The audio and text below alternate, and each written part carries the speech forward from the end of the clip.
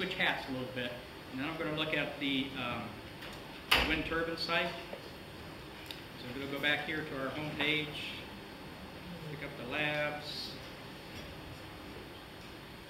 down here to wind. We actually have three different websites for the wind turbine. This is the generic wind website that just talks about the lab and the work that we're doing. We've got the research page that talks about some of the research projects and activities that we're doing. And I'm going to leave that one open for a minute, and I'm going to come back to it. And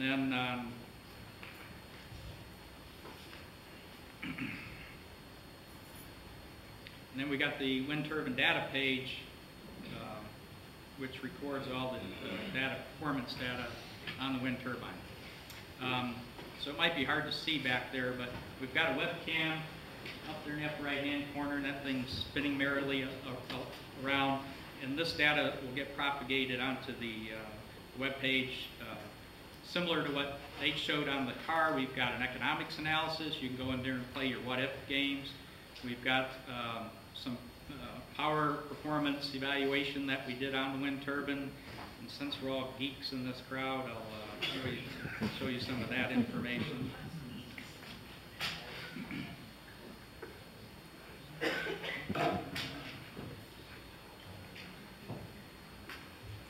Some of the things we did early on was looked at the power of the wind turbine as a function of wind speed. The blue curve here is the available power in the wind, just looking at the velocity and the density, that sort of thing. The red squares is theoretical power that we could extract from the wind, and then the green dots and the graph we plotted through there was the actual performance of our wind turbine. Here we also looked at we looked at a lot of parameters, but these are the two I'll show today. This is the efficiency of the wind turbine as a function of wind speed. So we had wind speed down here in meters per second.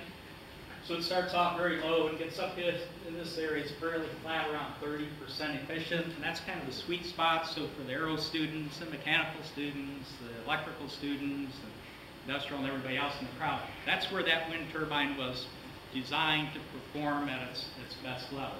What happens out here at real high wind speeds, you get out here to 25 meters per second, that's 50 miles an hour roughly. What do you think you want to do to that wind turbine? You want to shut it down because you don't want it to self-destruct. So all of this is electronics to regulate the speed and mechanical braking that will actually stop the wind turbine out there. So the efficiency looks real bad because you're applying the brakes to slow the thing down. And this is all available on the website for anybody that's interested. Meter data, before we got all the cool electronic metering that Dan Brimmer helped us with, we did the old-fashioned mechanical reading the meter. So there's a history of the log when we read the meter reading. Just like you have a meter reader come to your house or apartment, they write it down. We do the same thing there. The more sophisticated data is on we have two electronic meters. One is we call the Shark meter. It's a Shark 100.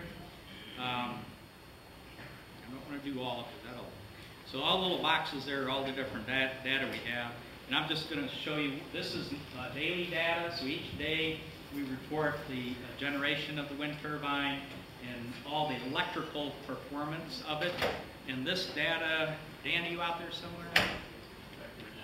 What's the rate at which it spews data out? Milliseconds. So we're getting lots of data. So I only showed you the summary of the daily data because it gets to be quite a large file. And the second meter we have is the SkyStream meter, which is the wind turbine. It's electronics, and it does a similar thing, but it has more data associated with the wind turbine. So the Shark meter is all electrical data, and the SkyStream data gives us other information. So it knows the RPM that it's spinning at. Of course, the power is the same. Oh, that's my alarm to go to the next topic. power, wind speed, estimates, watt hours, and that sort of thing. I was the timekeeper for Nate over here, keeping him on target. Okay, and then we have a project survey form, just like we did for the other one.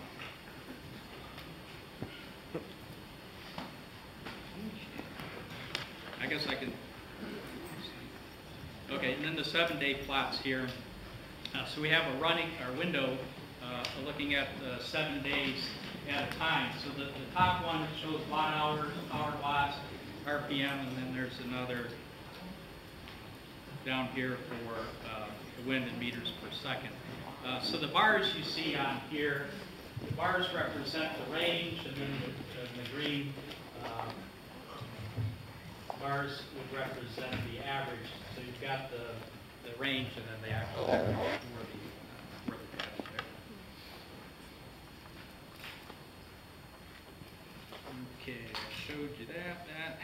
We covered everything there in the survey. If you're interested, you can help us out and fill that out at your leisure. And with that, let's see, I think we've gotten all the highlights.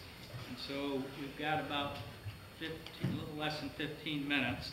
What I'm going to do is go ahead and open it up for questions, and we'll go from there. So thank you very much, and we got time for questions.